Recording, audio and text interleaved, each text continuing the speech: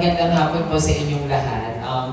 Kanina, nung dumating ako, umiiyak si Ate Shawi. Asa siya ron yun, hindi ko kayang umiiyak ka. So, naloloka ako. Pero kanina, pinag-usapan din namin na hindi tayo dapat maging somber. I mean, the mood should always be triumphant because we have a great candidate in our midst and dapat doon kaagad, panalo na talaga dapat tayo. Hindi natin iniisip na it's hard, Ate Shawi, it's hard po, Kiko.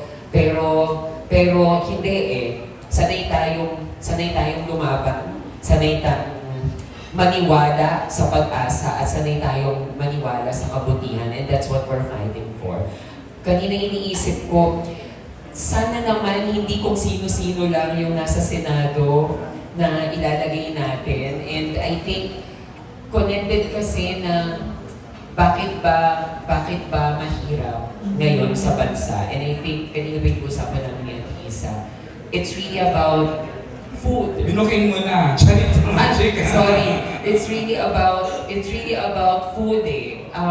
Maraming nagugutom at kailangan natin sa Senado yung taong nakakaintindi kung paano matatapos yung problema natin sa kagutuman. At parang nag-iisa lang yung taong pinaka-nakakaintindi mula sa mga magsasaka, mula sa ating food security, mula sa kung paano natin mapapababa ang ating mga kakainin sa araw-araw. At si Senator Kiko lang.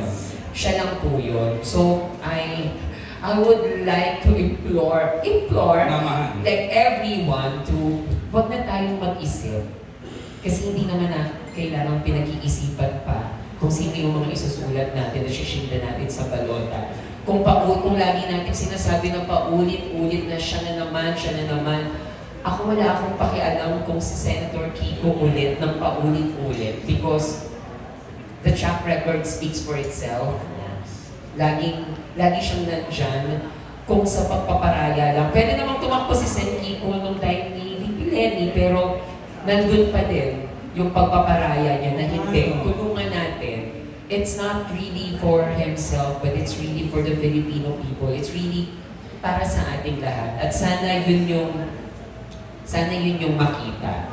Sige, wag na yung track record or whatsoever, pero sana makita yung puso. And we Filipinos are very much in tune with our emotions. At sana yung puso niya noong siya ay senador pa lamang na nagsisimula na hanggang ngayon, ilang dekada na siyang magsaserve dito sa atin. Sana yun yung mas tumimo sa lahat ng boboto next week.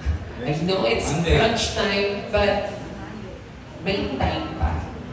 It's crunch time, pero may time pa. May panahon pa. And sana matulungan natin na mas i-push pa natin si Sen Kiko dahil kailangan po namin kayo sa Senado. With everything that's happening. Salamat.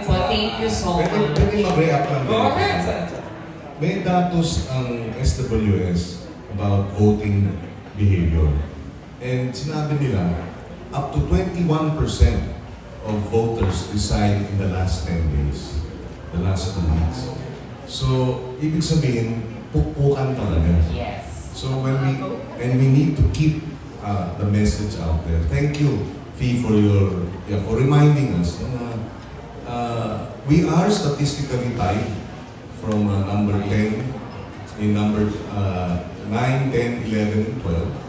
So a bit more of a push. Yeah. Convinced that 21% continue to think who will be there and endorse us, support us, upload why you're voting for us.